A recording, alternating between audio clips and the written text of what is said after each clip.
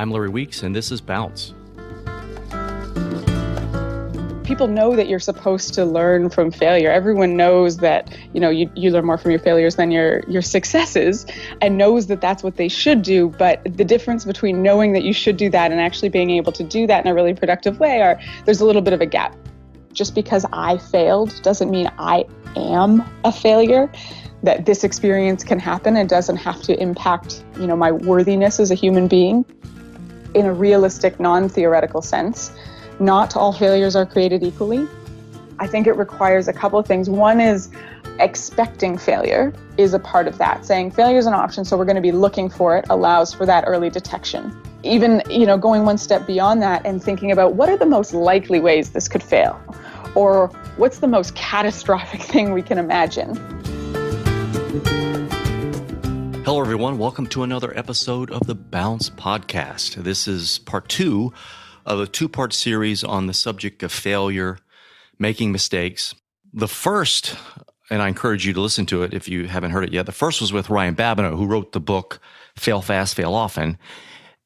And in that episode, we kind of cover more of a personal application about the fear of making mistakes and the fear of failure and how to overcome that and strategies for career changes or experimenting with things. On this episode, the focus is more business company oriented because my guest today is Ashley Good. She is the CEO and founder of failforward.org. And Fail Forward is the world's first failure consultancy. So she supports people and organizations to allow them to acknowledge and adapt to failure in pursuit of innovation. So they do this by offering clients, and they could be grant makers and nonprofits, to government and private sector companies, a set of tools and best practices to deal with failure intelligently, or as Ashley would say, to fail well. This is the focus of our podcast. How can companies fail intelligently, and how can they turn failure or mistakes into catalysts for resilience and innovation?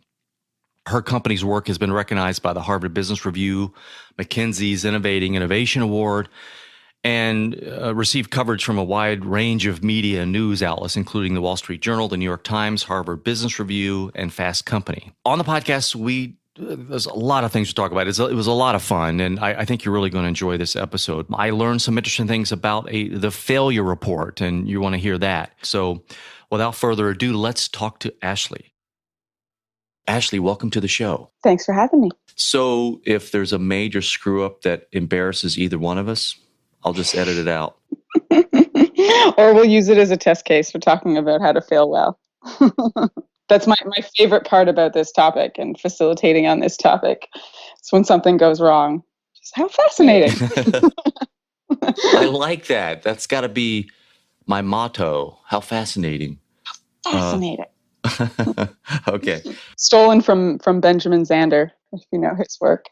I don't. What is... He's a conductor, actually, of the Boston Philharmonic Orchestra, but he talks about how important it is to make mistakes in learning, and he says his students, when they fail, they should say, "How fascinating!" The teacher is always right, and the students try to be right, and as one of these young ladies said, the best way to be right is not to say anything, then you won't be wrong.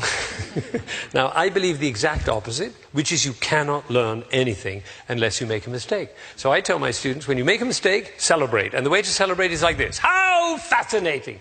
It's actually quite difficult. Try it out on the golf course next time you're out. You know why it's difficult is because when we make a mistake, we tend to pull down, the body pull down. Notice the next time you make a mistake, the body pulls down. Now, instead, when it pulls down, you go, how fascinating. It's like this. It's difficult to do, you know. The other thing is I didn't get a chance, but I love the concept of a fuck-up night. Oh, yeah. I struggle with the language a bit because I try to keep it PG, but the night it's so fun. They started in Mexico. They're now in over 200 cities, I think now, where once a month a group of folks get together and, 3 or 4 people will share stories of failure. It must be cathartic for the people sharing. Oh, and people in the room, it just creates a totally different atmosphere. I host the one in Toronto, and it's amazing. It's in terms of in terms of those networking events that you go to, this one is like the only one that's honest and open and caring. It's got to be like an AA meeting or something. Like, hi, my name's Larry. Hey, Larry, welcome. And I'm a failure. I could see how that would be freeing, cathartic. I could see how people, you tell me, but I could see how people would go to that and maybe get into it and move on, be able to move on from something or process it. Well, and people on stage, and I get to work with the speakers before they go on stage too, which is really fun because I love that piece of it, helping them maximize what they can learn from their failures and share that with the audience. So there's that aspect of it. But I think even just showing up as an audience member, you're seeing these courageous leaders. We think about failures as being a demonstration of weakness at some level. And instead, you get these courageous leaders up on stage that share their failures openly and honestly, and they look so strong. They look so brave. And the audience really appreciates that honesty and, mauls them afterwards to ask them questions. I went out to my first walk-up night in Tel Aviv, and I just fell in love with the spirit of the event. It's all about changing the conversation about failure, making it okay to share, and making it something that we could all learn from. There were so many people that came out, right? You kind of feel like you've got your tribe. That there are people that are accepting of the fact that we're human, that we screw up, that we make mistakes, that we are not this glowing, shiny example of perfection. And, tickets were sold out and there were people waiting at the door. But you can learn right from, you get a CEO stand up there and say, here's how my startup went south. You take notes. There's a lot of learning, right? I would think. Well, and the feeling that, the folks in the audience are exceptional as well and are trying their own things and are trying to change their organizations from the inside and are trying to start new businesses, and they're struggling just like everybody does. So they hear these stories and it's like, wow, like I'm not the only one that's struggling. And look at like this person's managed to learn from that and it didn't kill them.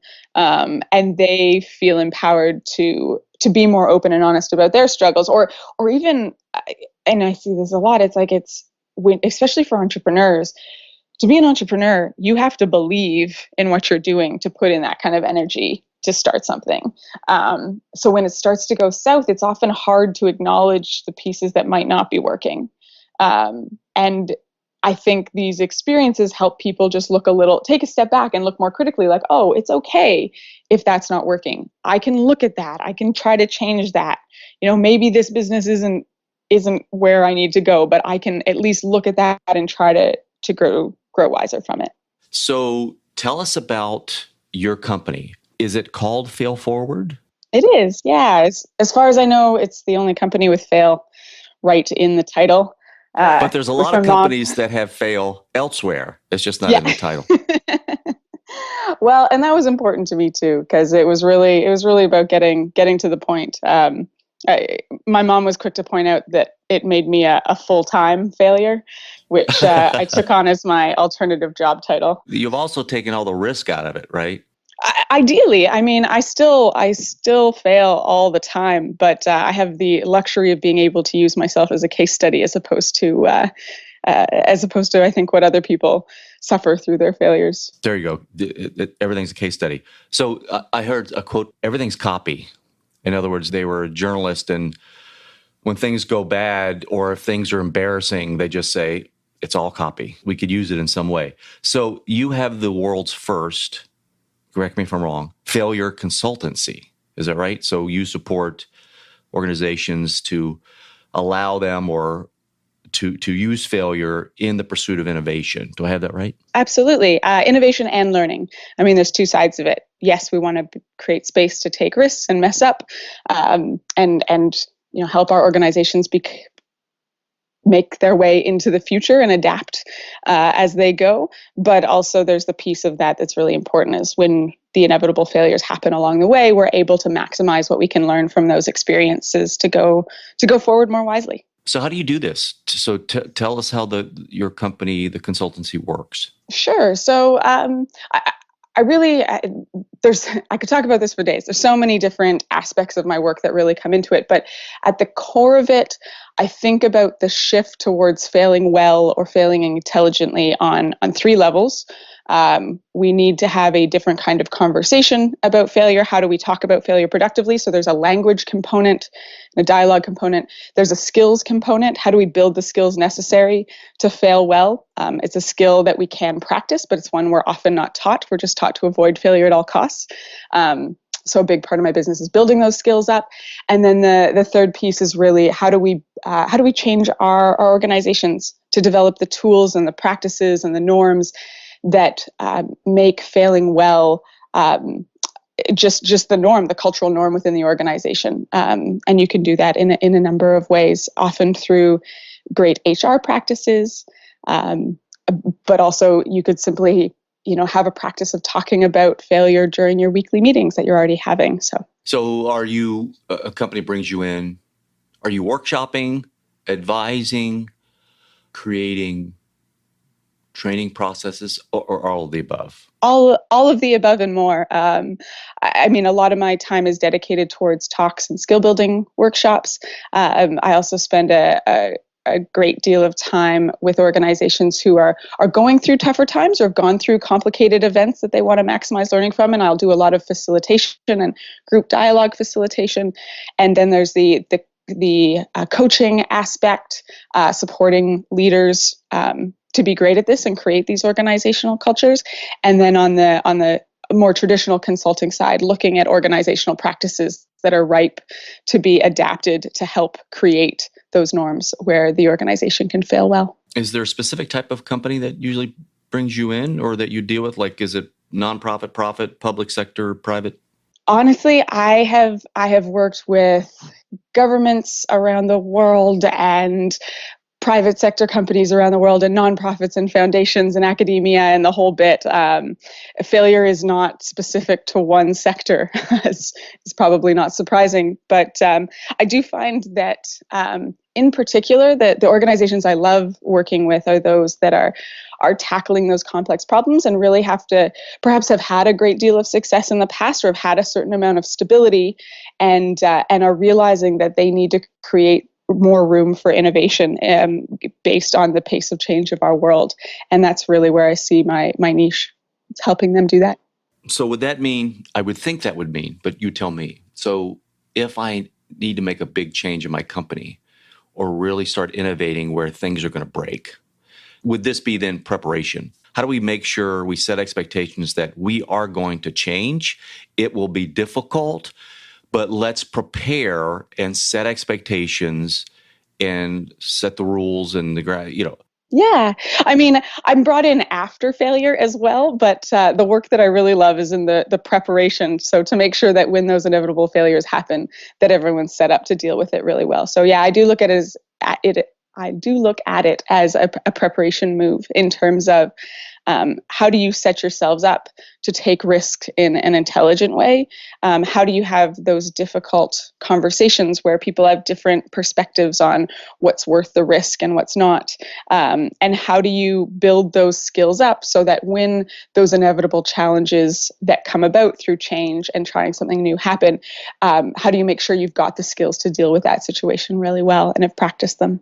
But they also, to your point, bring you in for crisis management. Is that right? In other words, they screwed up royally. They need some way to mine for the gold that's in the maybe failure. Yeah, no, that's a good way of putting it. I think my work isn't surprising to many people. That people know that you're supposed to learn from failure. Everyone knows that you learn more from your failures than your successes, and knows that that's what they should do. But the difference between knowing that you should do that and actually being able to do that in a really productive way, there's a little bit of a gap between that. And I find organizations benefit from bringing in someone that doesn't have any politics and doesn't have any history and isn't embroiled in that challenge to help facilitate those dialogues, which can be really, really challenging. And I look at it as my job to help make those dialogues really productive and make sure that we're focusing on the what and the why the failure happened as opposed to the who, and taking the blame out of it and in the spirit of maximizing what we can learn from these situations. Is it important to take the blame out of it? Is that like a key component? I think so. I think that's possibly the most common downfall that I see in how we instinctively respond to failure. Our instincts have us responding in quite a defensive way, and I'm sure we've all seen that. We've all been in a room where somebody should be taking responsibility for a failure, and instead they're pointing outwards. And I think the best thing we can do is, in times of failure, know that instinct is going to happen, but choose not to act in that moment. Wait until we've calmed down a little bit and push ourselves, build the practice of reflecting, of looking inwardly and thinking, okay, I was a part of this. What could I have done differently? And so when we talk about our failure, we open those dialogues, be willing to talk about ourselves. I should have seen that sooner. Next time, this is how I'm going to do this differently. So you change the nature of the conversation in that way. And it's funny. I so often I encourage people to do that, and they say, well, that's great. I can talk about my piece, but if this person doesn't talk about their piece, then how much learning are we actually going to get to? And I think that's an interesting question, and a very common one, which I appreciate, but I still don't think, in no case, is it productive for me to point at somebody else and say, you failed at this. Let me tell you all the ways you messed up. Because inevitably that is going to degrade the conversation. It's going to make them feel defensive, and it's going to close down the learning. So we have to learn how to have that dialogue in a productive way without that blame. Is a lot of your work in that specific regard dealing with postmortems? So at Google, we did a lot of postmortems, and then we would write up a document, right? And everybody that was involved in the incident or in the product area. So you're trying to get a 360 view, right? And then it was always difficult because there is this defensiveness and or embarrassment, so that someone may not own up to an incident or issue, or they would fog it a bit. It wouldn't be super clear because they're crafting it in a way that they don't look bad. And then it takes more digging to get into the real issue. And then it took, I think the postmortems took a while. The documentation took a while because I think people are trying to craft how they write in the document what happened. So do you have any insight into a really good postmortem? How you can have a really, really good postmortem and maybe reduce the defensiveness? Sure. I'll share just a few ideas, and hopefully some of them will land. Every situation is different. I think ideally you're starting out a project or an initiative that has an element of risk that could fail, acknowledging that risk, so that everyone's going in, and that's a bit of the preparation piece. Everyone's going in knowing that failure is an option, and we're going to be looking for it. So we're going to be identifying it early and talking about it openly. And ideally you'd have that preparation piece. I recognize that is not the norm when we start projects. Often we're going in going, this is going to be amazing. Nothing could possibly go wrong. Let's go. But I do think it's useful to acknowledge that failure is an option, especially in complexity, as it makes us better at recognizing it earlier, so those conversations are easier. It hasn't become a catastrophic failure. But on the postmortem side, so failure has happened. I think it's really important in those conversations to focus, to think about the environment that you're entering into, and be really explicit about rewarding the effort that people put in, everyone around the table, acknowledging the effort that everyone was trying their best and making decisions based on the information available for them, making sure you're having that positive conversation first, acknowledging the trying. And then as you have the dialogue, again, rewarding people for learning, for talking about how they're using this experience to go forward more wisely, and rewarding that behavior. And finally, rewarding honesty. When it was just a total mess up, rewarding someone who says, look, my bad.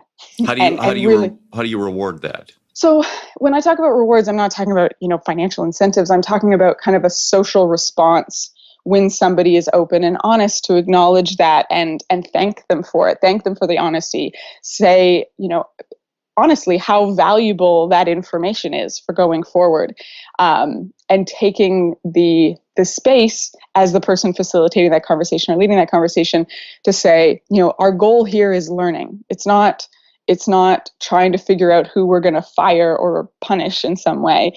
Our goal here is to make sure that for any projects we do like this going forward, that we're doing so based on what we learned from this experience, because we've lost the return on investment of this project, but we're not going to lose the learning return that's going to help inform and make future projects better. And I do want to acknowledge that me saying that is a little bit idealistic, because of course the foundation of those conversations is the trust and the relationships that those people have coming into the room. Those conversations are really easy when the people in the room care about each other and have high trust and have great, strong relationships. But often by the time you've got to that failure, even if you had great relationships to start, by the time you get there, they're strained and everyone's feeling, like you said, embarrassed, defensive, and a myriad of other emotions, shame, regret, whatever. So how do you kind of try to leave that at the door and really focus on the learning, is the goal. And I think it needs to be an explicit one. The other piece you mentioned that I want to touch on is, you said, like, it takes so long. We take forever to write these stories down because we're so worried about how we'll be seen and the politics involved. And I don't think it has to. And I say this because there's a skill building workshop that I lead about communicating failures for learning in a way that effectively communicates learning. And I only give people 1 minute to share the failure. And then I give them a few minutes to discuss with a partner. And so the whole exercise for each partner to share a failure story and discuss takes us about 20 minutes. And to be fair, they're not getting into the depths of the nuance of the failure. And that's not the point of the exercise. But both parties learn from each other in 20 minutes. And so it's entirely possible to do this quickly if we have the conditions where people feel safe, where you've prepared people to be good listeners to the failures, as well as good communicators and good tellers of the failure story. So tell me about the failure report. It's a fascinating document that I read. What is it and how is it used? Sure. So Failure Report started in 2009 with Engineers Without Borders Canada. And it came about because Engineers Without Borders Canada is an organization that values humility, knows how challenging the problem of poverty is, and that no one has the answer, and that any initiative that's tried is likely to have some elements of failure. And yet a few staff members who were working overseas recognized that despite that culture of humility, all the organization was publishing publicly was about their successes. So wanting to address that hypocrisy, this group of overseas volunteers started the very first failure report by just writing down their failure stories and then showing up at the annual general meeting with 100 printed copies and presenting it to the board and the CEO. Much to their surprise, which was quite brazen and not for everyone, but in this case worked very well because that culture of humility wasn't just talk, that they genuinely appreciated the honesty after some conversations about the risk of publishing your failures publicly for an NGO. But and they've been publishing it annually ever since. I took over leadership of it in 2010 and of that report, and basically just recognized the potential in that document. There was a little spark of brilliance in the act of writing down failures and publishing them publicly that I became obsessed with, I'd say. And so we scaled the publication across the organization, and made a big deal out of it. And the report in itself is simply a very simple document. It's, humble beginnings. It's still humble. It's about a dozen stories every year of employees across the organization of things that they tried and failed at. And this is right from the field level to the CEO, right? These stories, and the idea is to highlight the leaders at every level of the organization who are taking those risks, trying new things, and learning as they go. And it's not the most effective learning tool. One of my favorite stories written for the reports, I believe it was in the 2012 report, was called Failure to Learn from the Failure Report. So you can imagine what happened there. You had a very similar story written the year before, and then somebody went to go write it, the same failure happened again. The person went to go write about it and then realized that, their colleague had made the same mistake just a year earlier. But even if it's not the most effective learning tool, it's an incredibly valuable cultural driver, where it creates the norm, where people feel safe talking about failures all year round, not just once a year when the report's published. Yeah, that was going to ask you is what was the impact of that report? The response at the time, 2009, you didn't have all these messages about fail fast, fail often that are so predominant in conversations these days, especially in the tech world.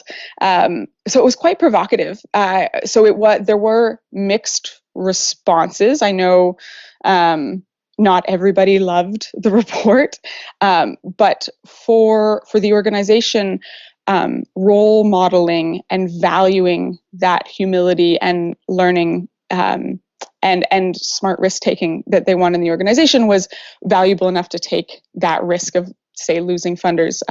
To my knowledge, the organization never lost funders because of the report. If anything, it attracted people who were interested in an organization that was willing to look critically at their own behavior and adapt and learn as they went. But I think more importantly than that, it became such a strong cultural driver for the organization that when I did a survey of the staff in 2013 into 2014, over 90% of the new hires had said that the failure report was a significant part of why they wanted to join the organization. So it's attracting the kind of people who wanted to talk openly about failure, who wanted to innovate and change the sector and do things a bit differently, which was really powerful, obviously, and had the space to be creative and entrepreneurial. So the failure report was a success in regard of the culture and attracting talent and what have you. So I like the idea, but I'm thinking consumers and people in general like transparency. There's some kind of trust and credibility via that kind of honesty that I think can grow a business, right? Mm-hmm. Or make you loyal to a brand or whatever.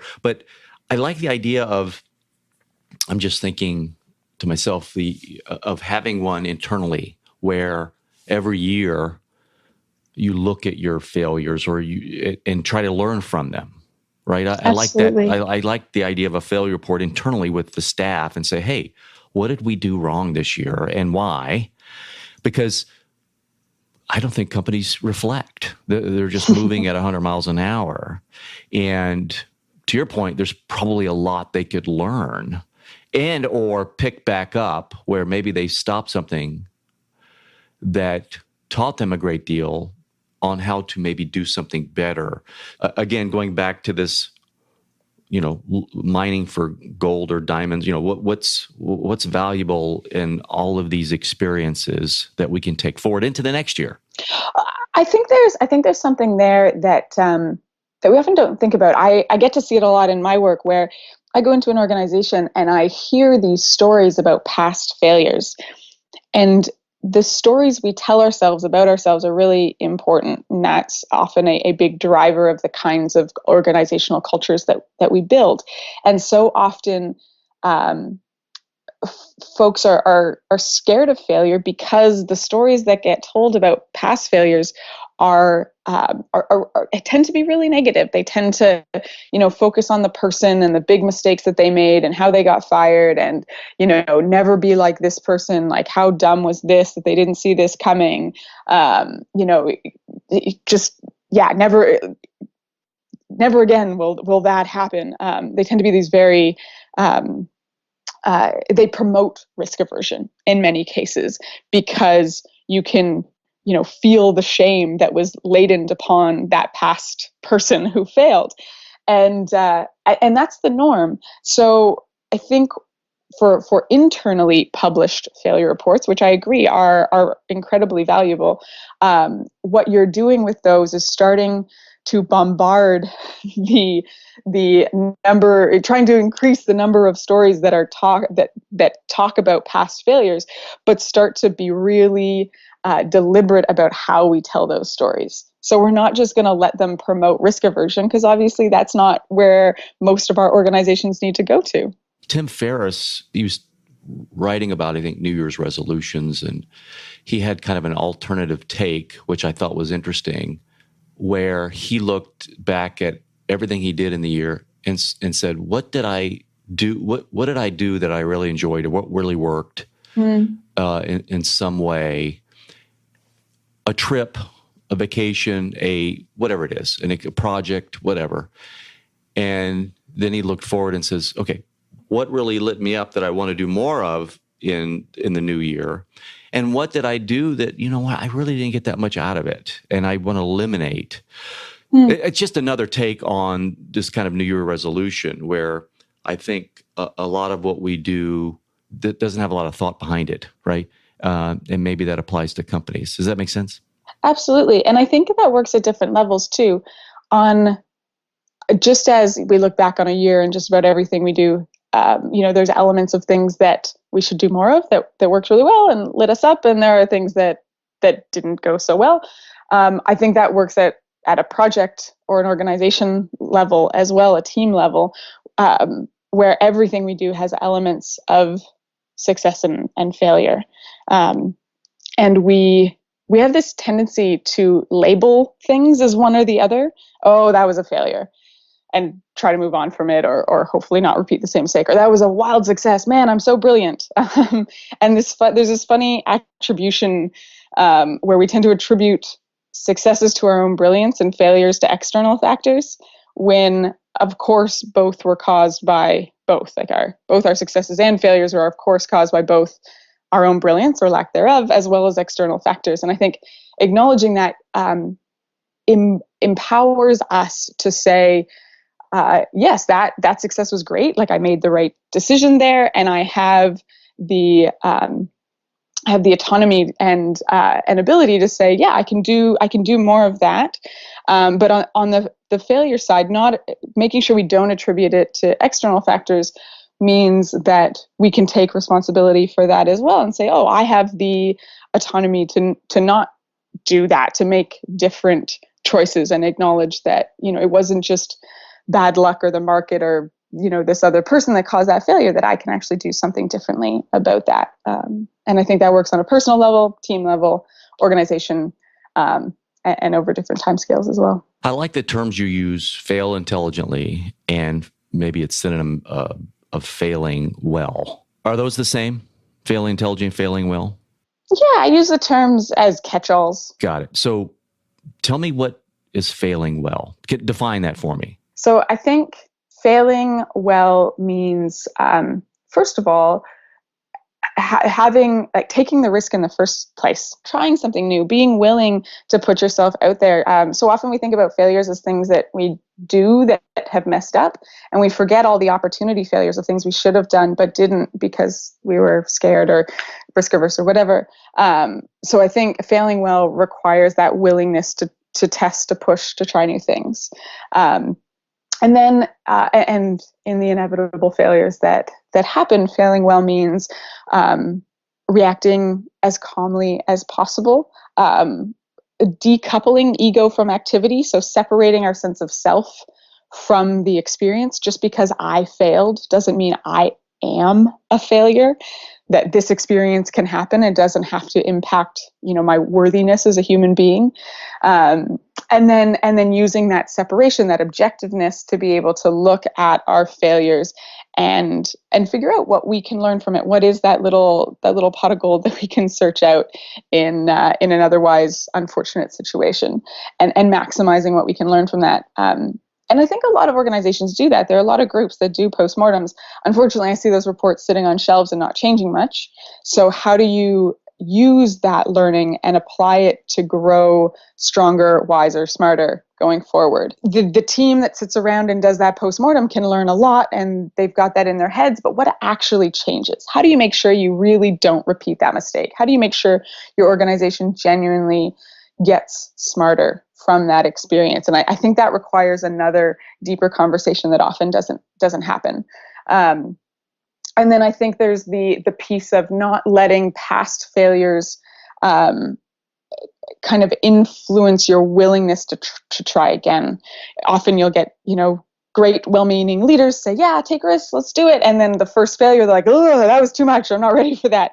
And all of a sudden there's less room for taking risks and trying new things. So how do you not have that snapback? How do you actually build the skill of knowing you can try something new, learn from it, and grow stronger from it, and recognize that that is a skill that opens up more space for taking risks, because you know that anything you try that doesn't work is just going to make you stronger in the long run. So failing happens to everyone in companies and teams. And so you're in defining failing well or failing intelligently, we're also defining its opposite. It's the failure is not the issue so much as what you can take from it, build upon it. Mm-hmm. I think there's another piece that I might add to that, and just to acknowledge in a realistic, non-theoretical sense, not all failures are created equally. So I tend to talk about intelligent failures, ones that we want to create room for because we know we need to try new things and experiment and adapt as we go.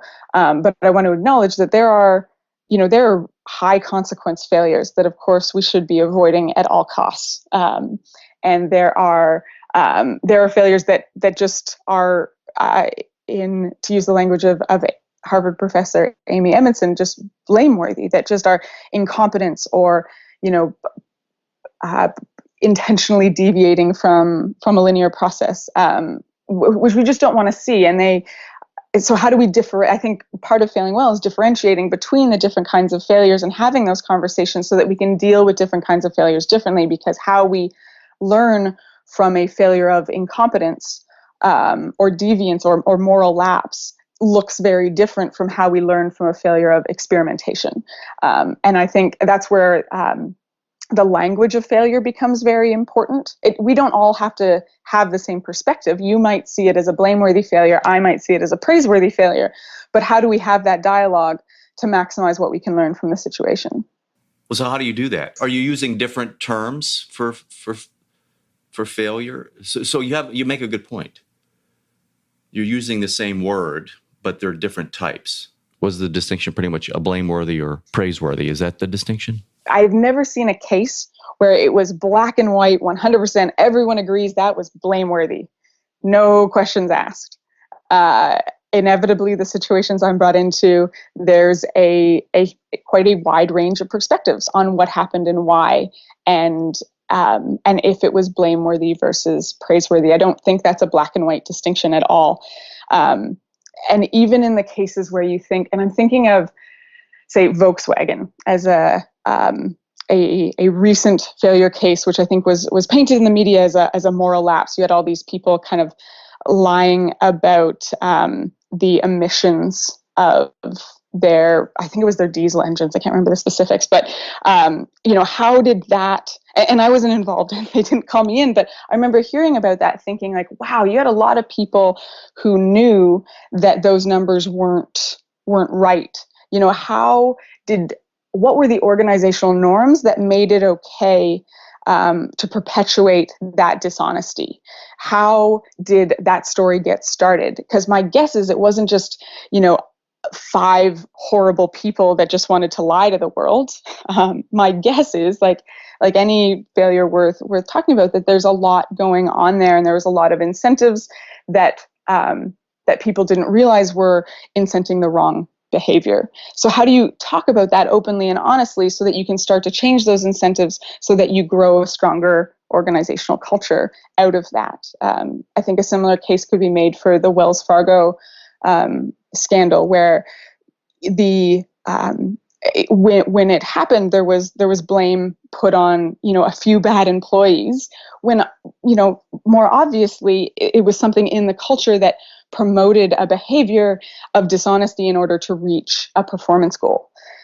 So recognizing that performance goals are important, but how do you do that with the value of honesty and integrity, and make sure that you're promoting that? So I would never blame one person, or I've never seen a case where it's absolutely one person's moral lapse that leads to this catastrophic failure. Inevitably, there's a system of factors and assumptions and norms that led to it. So how do you understand what those are?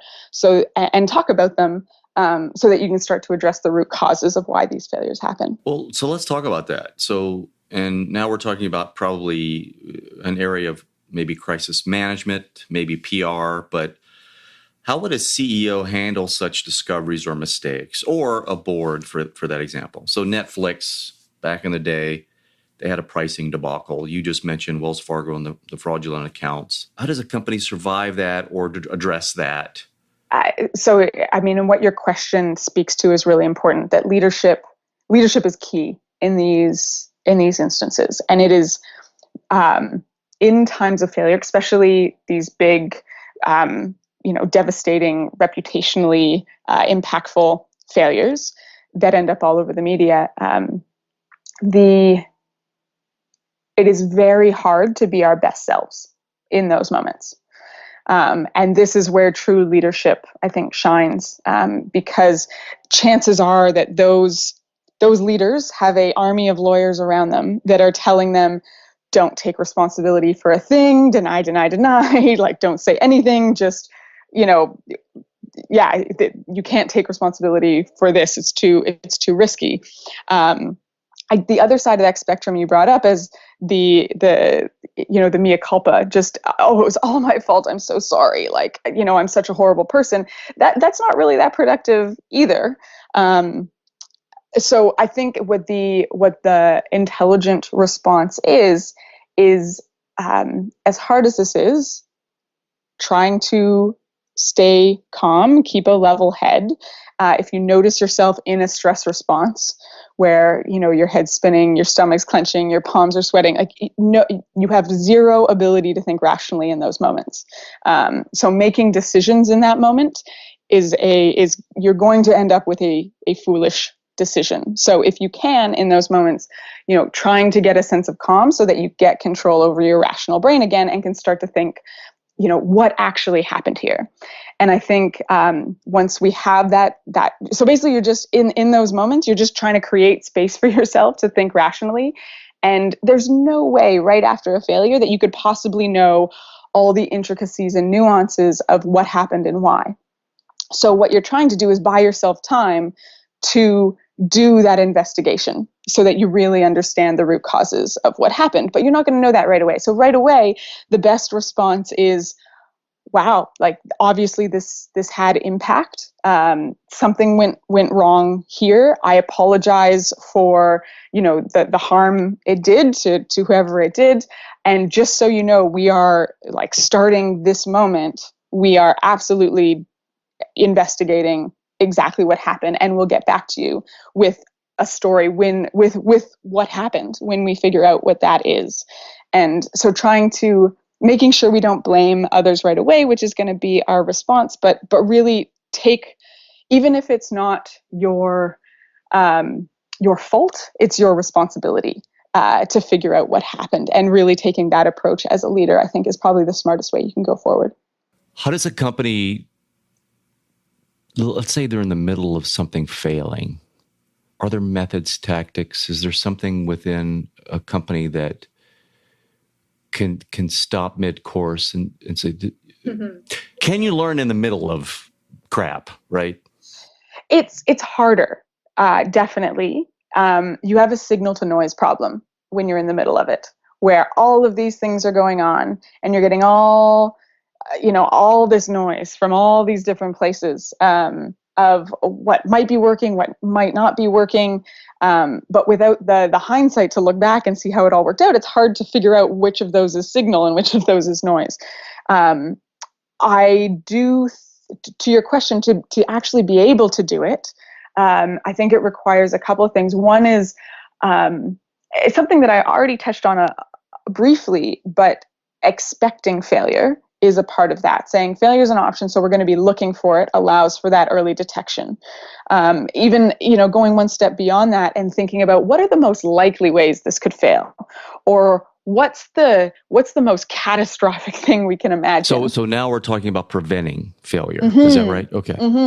Is actually looking, before we go in, is taking the time to consider our most likely or most catastrophic failures, so that to give us the awareness that allows us to detect those failures earlier, to figure out what's signal and what's noise earlier on. And once we get there, let's say we do recognize, like, whoa, this feels bad. Let's pause for a moment here and just figure out what's going on. You have a question there of, do we quit, do we pivot, or do we persist? Or quit, adapt, persist, if you don't like the word pivot. But it's and that to me is, I've been in the midst of organizations who are asking me this question, and I don't have a good prescriptive answer, like, here's your checklist, and if you score 5 or higher, you should quit, or whatever. I don't think it's that cut and dry. I think in that moment, the best thing you can do is get the best information you can. Obviously, you need really strong feedback loops from the stakeholders that are going to be able to tell you how you're doing and why, to be able to inform that process. But I think at some level, it's is this working? Do we have the energy to do this? Do we still believe in this? Do we have this vision? Is this still the right thing to do? Asking yourselves those big questions about why you're doing it at that point is terrifying, but I think also necessary for answering that question of whether to quit, adapt, or persist. Yeah, that's more of a question of when do we quit. Let's talk about preventing failure. Do you address that with companies, right? I would think it would be easier once something has happened, because the learnings you could take from it and then kind of set that up as a feedback loop. But are there things companies can do to prevent failure? And is it as simple as what would seem obvious? A checklist. You mentioned a checklist. Here's things that could go wrong. Let's put things in place that prevent them, so on and so forth.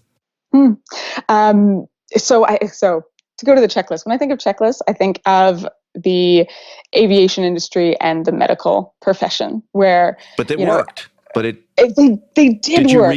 Did you read the book Checklist? I haven't, but I'm sure I picked that up somewhere along the way, because the medical profession used to, at an alarming rate, operate on the wrong knee or whatever it was, and based on the learnings from the aviation industry, started doing these checklists, which at first doctors were adamantly opposed to. How could you insult my ability at my job? But ultimately, reduced the number of surgeries on the wrong body part, down to thankfully almost zero. So that to me is a different kind of problem than often what I talk about, where checklists are great for more linear, known processes. If you know how it's supposed to go, and it's simply a complicated problem where there's a lot of different variables and you have to consider all these different things, and our human brains aren't the best at really keeping track of everything, well then a checklist is great to make sure that we're dealing with all those complicated variables. But the underlying piece of why the checklist works is because the process is known, so you can have a checklist. I think more and more in a knowledge economy, we're finding ourselves in jobs that are unknown. With the pace of change that's happening, there isn't a process that is known for how to do this well. And we're being asked to do things increasingly that we simply don't know how to do and are having to figure out as we go. And in that case, preventing failure looks a bit different, because we can't 100% prevent failure. It is going to happen anytime we do something new that we haven't tried before, is going to have elements of both success and failure. So how do we acknowledge that's our reality for many of us going into our work? And so preventing failure means recognizing them early and being smart about the failures that that happen. Like we know that this would be a catastrophic failure. So we will absolutely do everything in our power to avoid that particular catastrophe that we can foresee. And we're going to keep our eyes open to the possibility of failure so that we recognize it early before it's huge, and we're learning from it as we go. And I think that preventing becomes adapting quickly to things that aren't working before they become the big F failures. So we talked about the company. Tell us how you got there. Tell us your story. How did you get from where you were to doing this type of work? Yeah, so I was working overseas for Engineers Without Borders, and I was on this incredible team. It was a UN-funded project. They put together some of the best people, and yet the project was struggling. It was just after the 2008 financial crash, so a bunch of the financial assumptions they'd made about the project didn't hold true. And then you have this evaluator fly in from Rome and say, "Hey, what's going on?" And instead of talking about the really fundamental flaws in the project, they said they kept their description surface level, like, "Oh, well, we just don't have, we don't have enough SUVs to get into the field, or we need more staff," or whatever it was. And I remember listening to my colleagues speak with this evaluator. And after he left, I was like, "Guys, like, why didn't you tell him what we just talked about? Like, he could actually make changes to this and make sure that these mistakes aren't repeated." And this is a little bit of a simplification, but they kind of laughed at me and said, like, "Oh, Ashley, like, we like our jobs. Like, we don't want to get fired." And to their credit, I mean, they were great at their jobs and had figured out how to make the project work, because they were so good at, despite these flaws, because they were so good at their jobs. But to me, it was so frustrating because those mistakes would just be repeated over and over again. And then as the universe does to you, everything kind of fell apart at once for me, where I got dumped by my partner of 6 years that I thought I was going to be with forever. We were living together in Ghana, so I left Ghana. I was living in my parents' basement, and I was looking for a new job, and applying for things I was way overqualified for, not getting any calls back, like not even getting like a phone call interview. And just at that moment was just so, I don't even know how to describe it. It was the lowest that I've ever been, and everything was hard and nothing made sense. And all of a sudden I start chatting with the folks at Engineers Without Borders who had created that first failure report. And it was like a light went on. Like, that was the only light out of that dark hole of living in my parents' basement again. That was the only light that made any sense, which is really where that obsession with it came from. It's just this intolerance that we have for those dark moments. Our inability to deal with them really spoke to me in that moment of darkness. And that's when I took it on, and really wanted to make it something bigger, something. It just felt so important to me in that moment, that I couldn't work on anything else. That was it. And not just because I wasn't getting those jobs. What was it about the failure report that was a light to you? We have a lot of conversations that talk about lessons learned and continuous improvement, learning cycles, all that good stuff. And to me, they just missed the point. You had this great evaluator who was also great at his job, who couldn't get at what that project in Ghana, was really failing because of. It's having talking about failure is and was just really difficult, really taboo. We're supposed to be successful all the time. It's supposed to be this very linear path towards success, and the reality is that it's so much more messy than that. So that was experiential for you at the moment, and then ultimately, was this a good thing that you went through? I mean, it's led you here. It's so funny. So the short answer is yes. I'm so grateful that I had that experience. Would I have said that in the moment? No way. I was falling down on the floor every time I got home from work, sobbing for an hour. Like this was not a delightful time. That in the moment I was thinking, wow, I'm really going to learn from this and grow stronger out of it. That was not where I was at.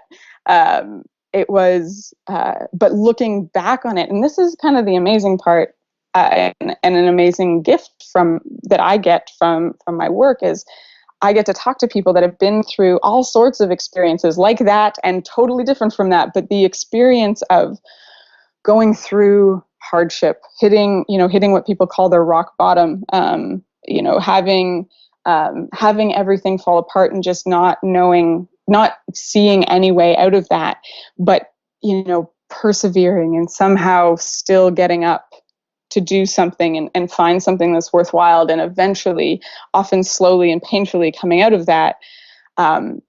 When they look back on it from the other side, and I would put myself in this same category, it becomes one of the better things that's happened to them. As in, it helped me, it helped most of us see a different way forward, illuminate, where they needed to make some big changes, come up with new ideas, see the world differently, become more empathetic, and caring of others in hardship. And I think ultimately, I am grateful for the experience, because honestly, up until that moment, I hadn't really failed at anything. I think our school system, our education system, kind of is a little bit of a it created a lot of safety nets along the way, I guess, to protect children's fragile egos. I'm not sure, but we don't really practice failing in ways that really matter to us to get good at it, to recognize that we can come through it. So that for me was a huge moment that I talk about as making me more human, more understanding, more empathetic. And appreciating, and not to say that living in your parents' basement is the worst thing that's ever happened to anyone. But for me, that at that point it was a literal basement. You were in a basement.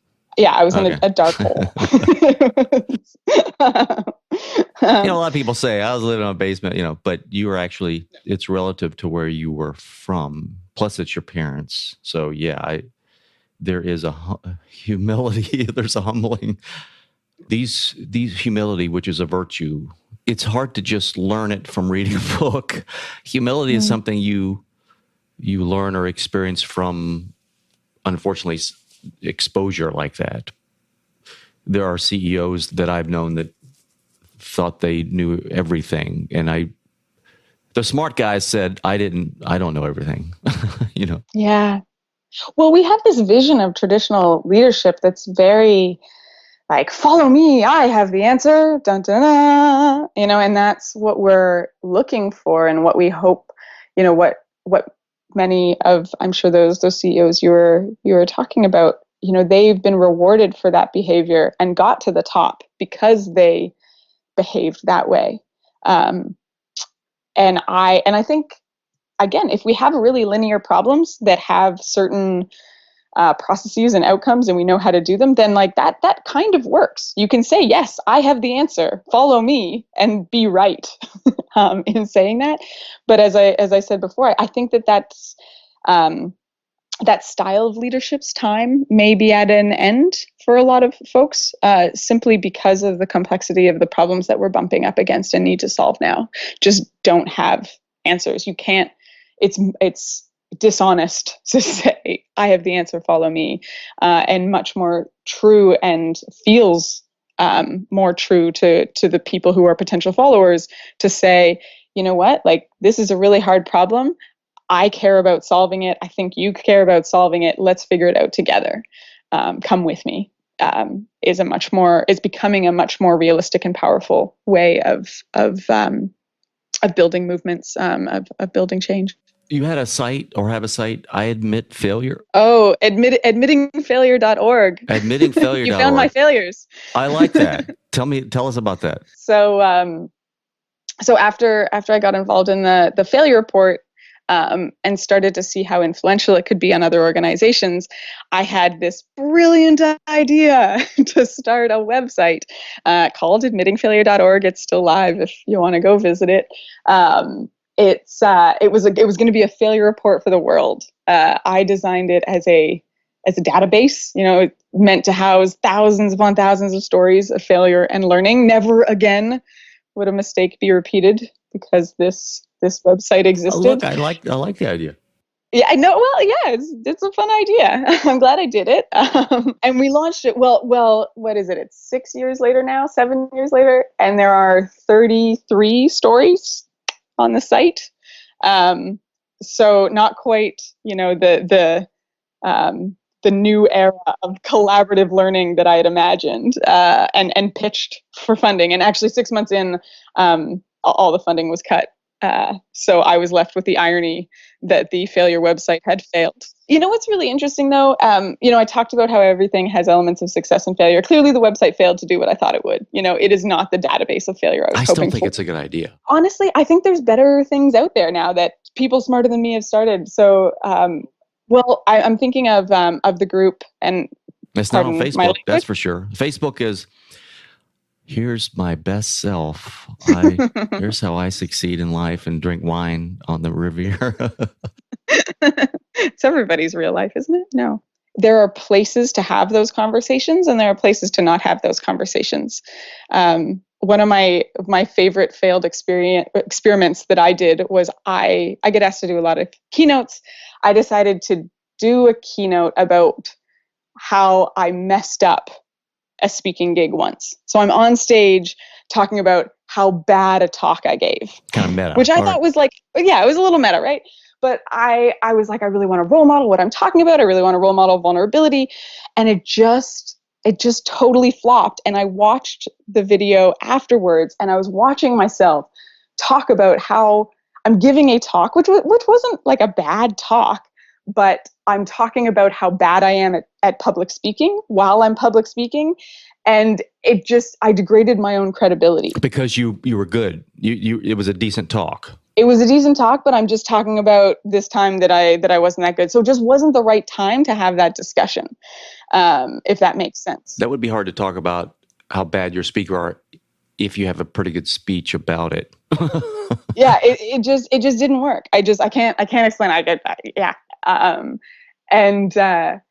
So I think there are moments when, yes, we show up and we're sharing our ideas, and yes, share them confidently. But there are also moments to be open and honest about when we've gone awry, and creating those spaces to have those dialogues, I think, is really, really important for organizations, for teams, for individuals. Maybe you take the stance of not pushing it, but being open and not being guarded. In other words, I'm not going to throw failure in your face, but you know what? I'm not shying from it. I'm not going to hide behind anything. And if it comes up, and it's useful. Yeah. And I think that really it's getting to the heart of what we're talking about, right? You're talking about how people love you for your vulnerabilities, being willing to not be guarded all the time, to let yourself be a whole human being who has a huge range of experiences, both good and bad, has a huge range of strengths and weaknesses, and acknowledging those, I think is what we're loved for, is what makes us whole human beings, and is ultimately what makes us good employees too. Our diversity is what, and our diversity of experiences is what helps us be great at what we do and find what we're great at. Yeah, and I think our perfectionism would prevent us from discovering a lot of things, or it prevents us from trying a lot of things. And thus, half of the world is undiscovered. New things are never learned because you don't want to be bad at something, which is, I'm trying to learn the ukulele. So I wanted to learn the guitar.